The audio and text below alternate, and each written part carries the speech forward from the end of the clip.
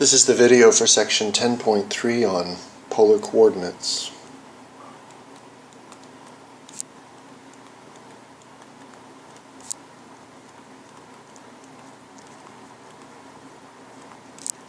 In polar coordinates, you'll see a lot more of this in Math 2060, that this is a really useful coordinate system that's very different from what we're used to with the Cartesian or rectangular coordinate systems.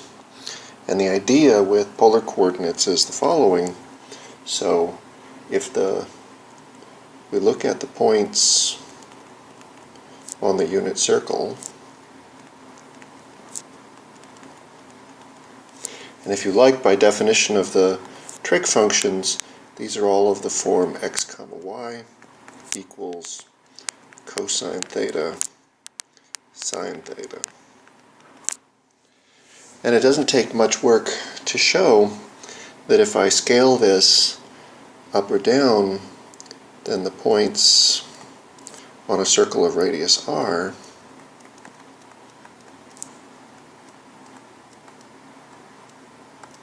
are given by the coordinates xy equals r cosine theta and r sine theta.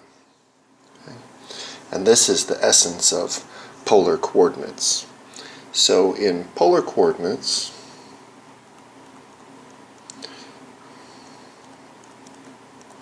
we describe points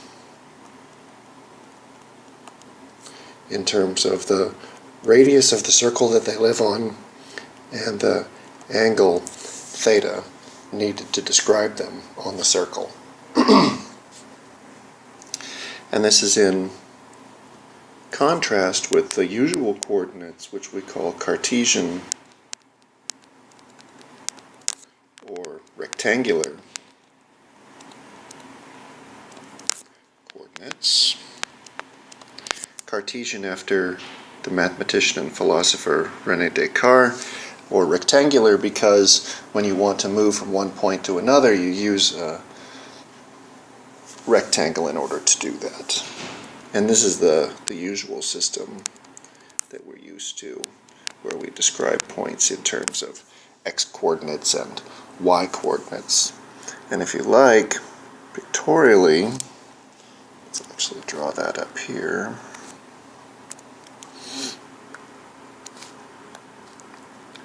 If I look at a point here, coordinate plane, the Cartesian coordinates are given by the rectangle x and y, whereas the polar coordinates are given in terms of the straight line path to the origin, where here is theta and the length of the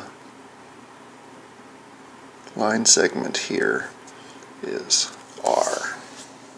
Okay?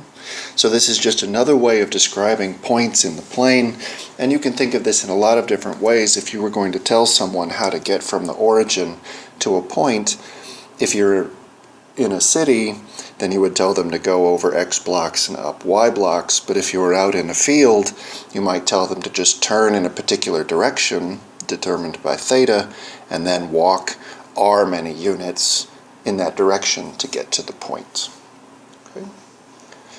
Now, the fact that the points in polar coordinates live on a circle of radius r tells us that the x coordinates and y coordinates satisfy certain equations, so they satisfy the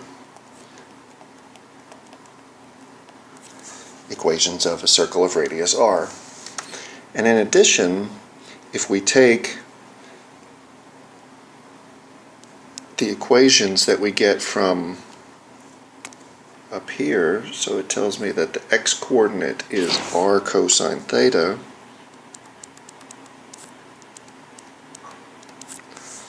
and the y-coordinate is given by r sine theta,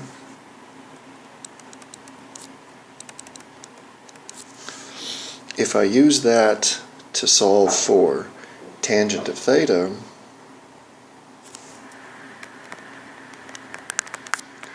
so that's sine theta over cosine theta, which is the same thing as r sine theta over r cosine theta, that's exactly saying that tangent of theta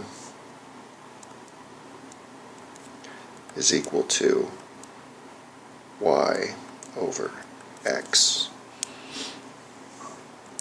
And these are some very important equations for us to keep in mind as we're working with polar coordinates.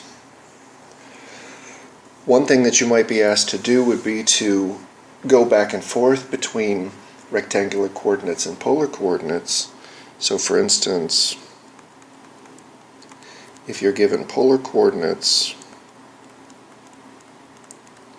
for a point 2 and say 3 pi over 4, and you're asked to find the rectangular coordinates for that point, you would use the form that we have for these points right here. And so in this particular example, that's telling me that r equals 2 and theta equals 3 pi over 4. And so to find the rectangular coordinates, I would use these equations here in order to tell me that my x value is 2, because that's my r value. And then I multiply by cosine of 3 pi over 4, because that's my theta value that I want to plug in to my x equation.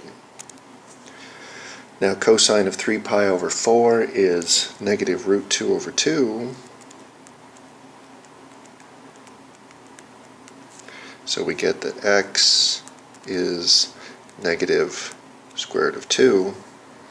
And similarly we have y equals 2 times sine of 3 pi over 4, which is the same thing as 2 times root 2 over 2, so that's just root 2. So the rectangular coordinates in this case are negative root 2, comma root 2.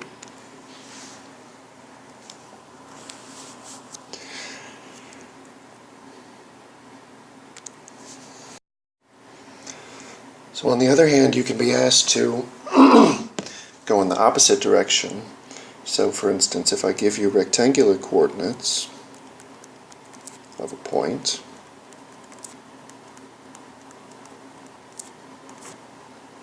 say 2 comma 2, and I can ask you to find the polar coordinates for this point, then that's asking me to find r and theta,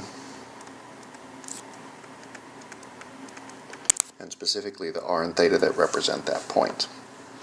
And one uses the equations that we have over here on the right hand side in order to do that, usually starting with the first equation to find our r value.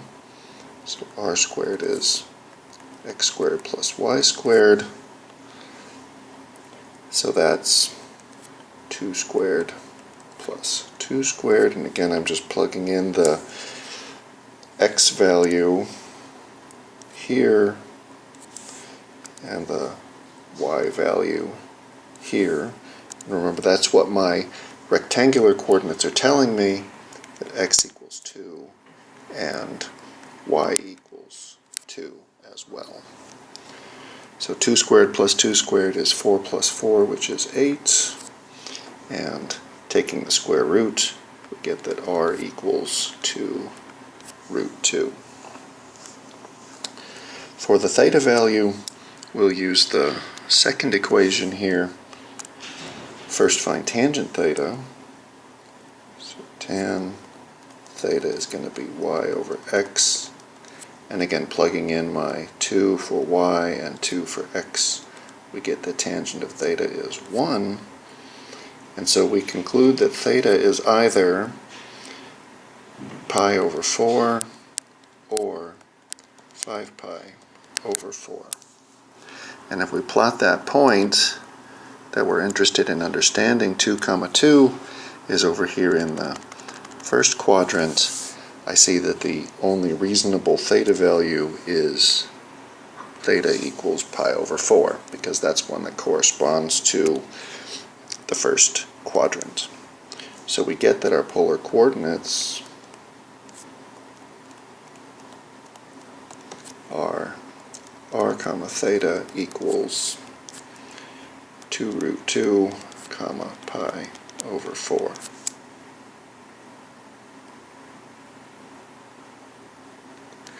Now, I fibbed a little bit when I said that pi over 4 was the only reasonable option, because this point can also be represented by the coordinates r theta equals negative 2 root 2 5 pi over 4. And let me show you why that is. So if I look in the coordinate system at the angle of, so here is the angle 5 pi over 4, and I tell you that the radius is negative root 2 over 2, well, you can't have a circle with negative radius, but what that's telling you is it's saying to point in the theta equals 5 pi over 4 direction, but then move backwards. And so our point does actually occur over here in the first quadrant.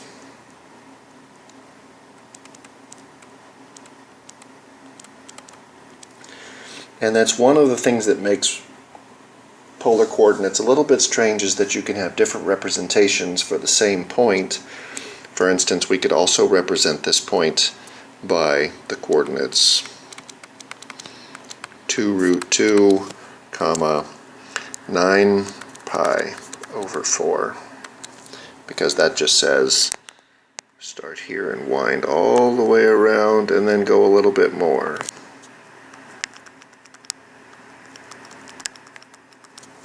Okay.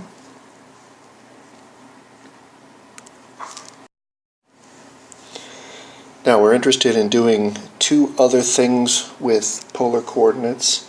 The first thing is graphing polar curves.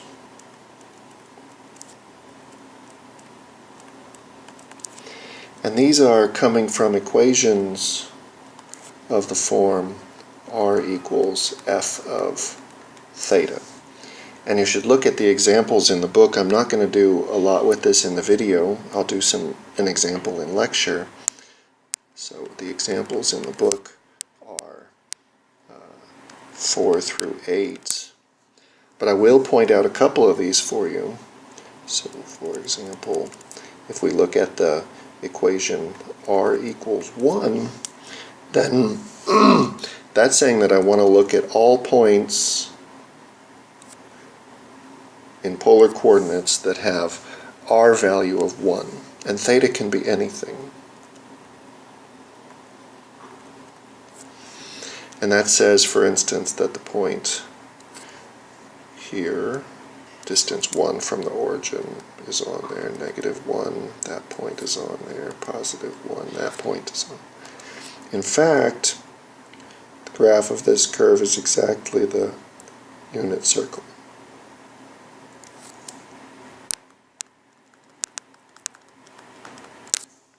And so you can see, for instance, this is one of the reasons why polar coordinates are a good coordinate system, is because equations that are complicated in Cartesian coordinates, so x squared plus y squared equals 1, are written really simply in polar coordinates, r equals 1.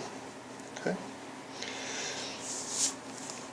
So the second thing that we want to be able to do in this section, or I should say the last thing, is to find tangent lines or slopes of tangent lines, or derivatives in polar coordinates. And here's the point.